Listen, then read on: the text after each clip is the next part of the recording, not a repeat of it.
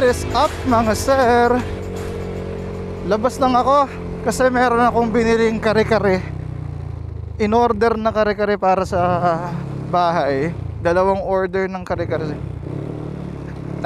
Panood ko kasi or nakita ko kasi yung post ng isang subscriber ko sa Facebook na actually I don't know him personal. Pero inad niya ako sa Facebook, napatunayan ko namang mabait na tao siya. Kaya sabi ko, o-order ako ng kare-kare. Saka yung picture kasi dun sa Facebook, saka paborito namin ni Mrs. yung Kapampangan na dish na yan, kare-kare.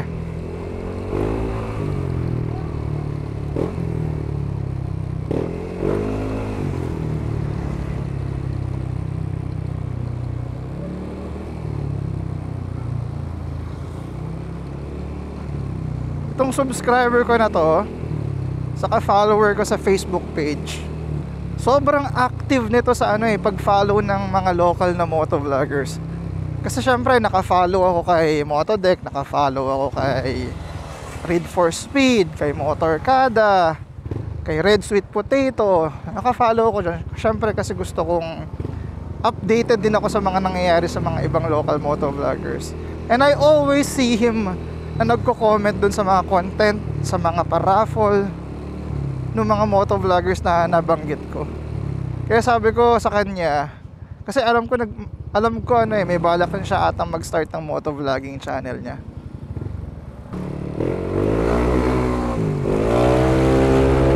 Na-miss ko humataw siya ta.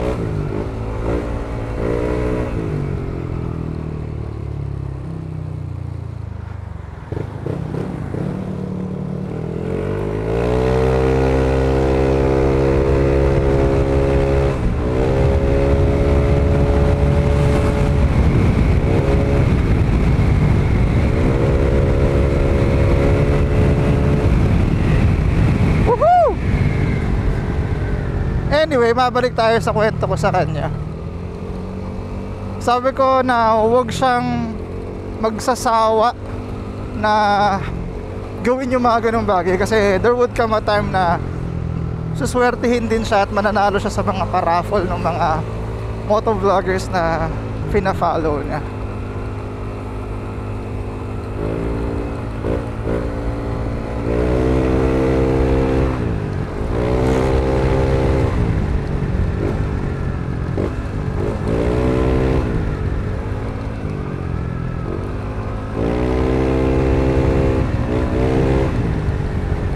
Saka din pala, ako kasi mahilig akong sumuporta sa mga produktong Pinoy, mga produkto ng kaibigan ko.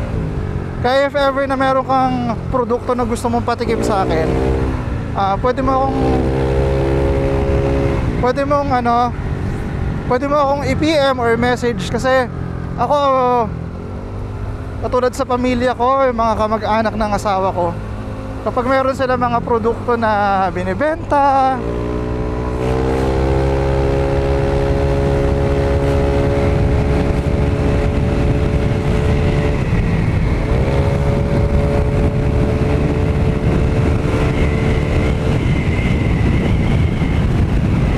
ay humahabol sa atin ni Aerox. Minsan kasi ang gusto natin kapag kapamilya yung nagbebenta, libre na lang, discount naman. Huwag kayong ganun, lalo na sa panahon ngayon mga sir. Napakahirap kumita ng pera ngayon.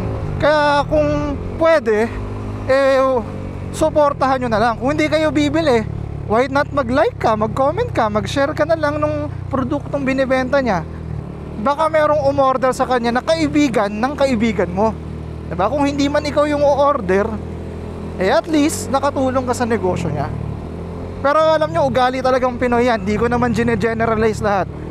Pero ugaling Pinoy yan na kapag merong tindang produkto yung kaibigan mo, usually hindi ka bibili sa kanya. Maghahanap ka ng iba pang taong bibilan.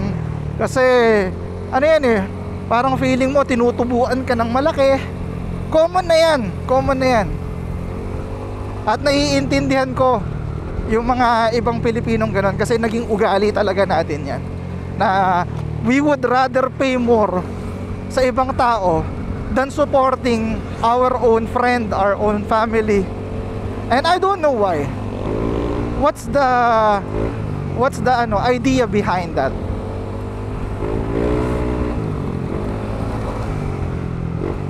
Meron kang kaibigan nagtitinda ng helmet, ang benta niya 3,300 for example. May iba kang nakita, hindi mo kilala, okay, binebenta 3,200. Di syempre may 100 tubo yung kaibigan mo, diba? Yung 100 tubo na yun, ikayayaman ba ng kaibigan mo yun? Nagigets nyo ako?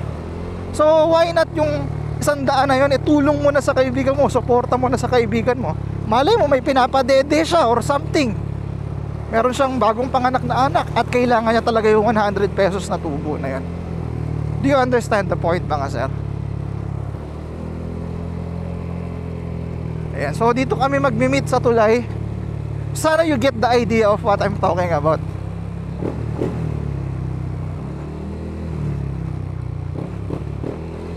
Lang, hintayin lang natin siya.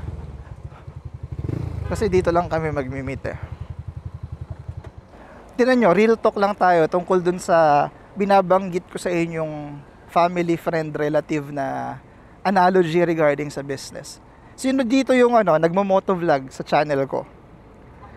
Thumbs up naman para mabilang ko kayo. Mapansin nyo na meron kayo sigurong 2,000 friends sa Facebook, maybe 5,000 friends sa Facebook. Pero try mong i-invite sila na panoorin yung YouTube video mo. Just siguro kahit 1 minute lang, 'di ba? Hindi naman siguro uubos ng oras nila 'yon. Pero pansinin mo lang maniwala ka sa akin. Not 10% of them will watch your video. Okay? Because in reality, ang pag-YouTube kasi, ang pag-YouTube kasi parang parang business 'yan eh.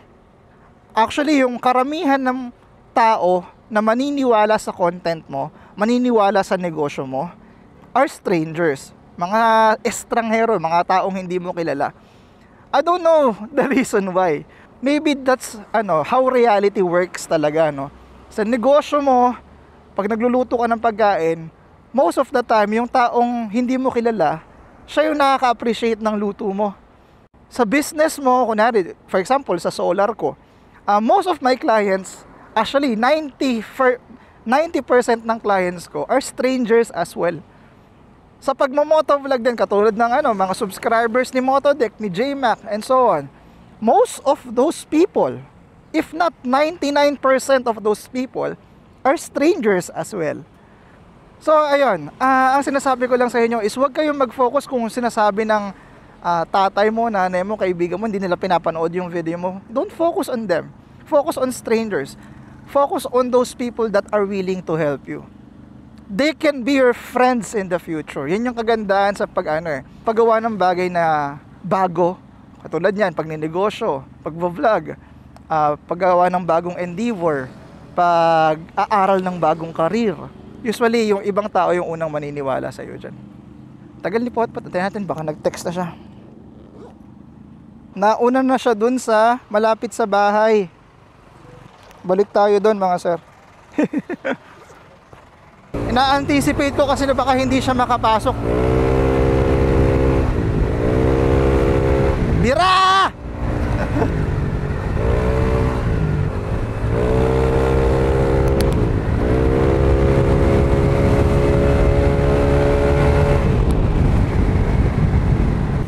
Tapos meron pala akong gustong hingin na update sa mga subscriber ko from Isabela. I'm planning to go to Kawayan, Isabela kasi meron akong solar project doon. Dario, Moto Dario, confirm mo naman kung pwede na ako magpunta dyan. Kasi meron akong kailangan ayusin na project. Di naman ako magtatagal. Balikan lang. Confirm mo naman sa akin kung kailangan pagdating ko ng Isabela, baka mamaya quarantine pa ako eh. Sa mga subscriber ko from Isabela, can you comment down below if pwede akong bumiyahe papunta dyan. Tapos kain tayo ng batil patong bago ako umuwi. Thank you!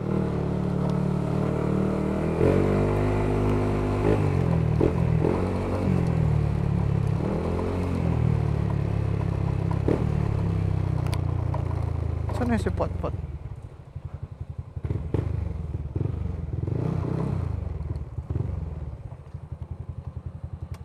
Sabi ko, wait niya ako sa Alpha Mart eh.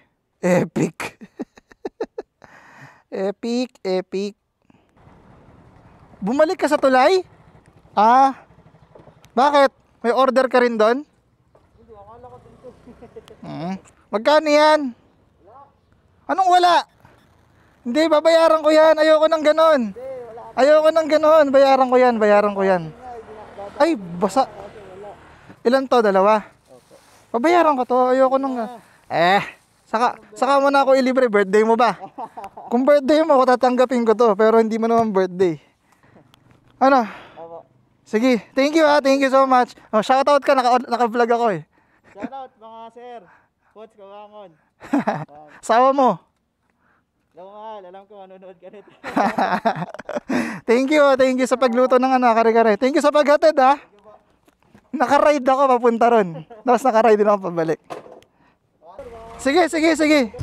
So ayun, mabalik tayo dun sa kwento ko sa inyo. Alam nyo, bukod sa strangers ang magtitiwala sa produkto nyo, dapat ikaw mismo na nagbebenta ng produkto mo, ikaw mismo na gumagawa ng content mo, ikaw mismo na nagtayo ng negosyo mo, ay naniniwala ka dun sa produkto mo.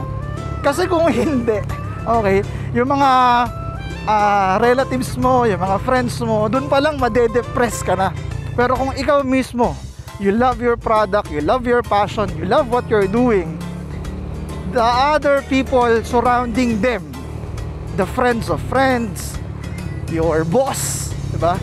Other strangers will see that burning desire, burning passion of what you're creating, what you're doing, and what you're being inspired of. Diba?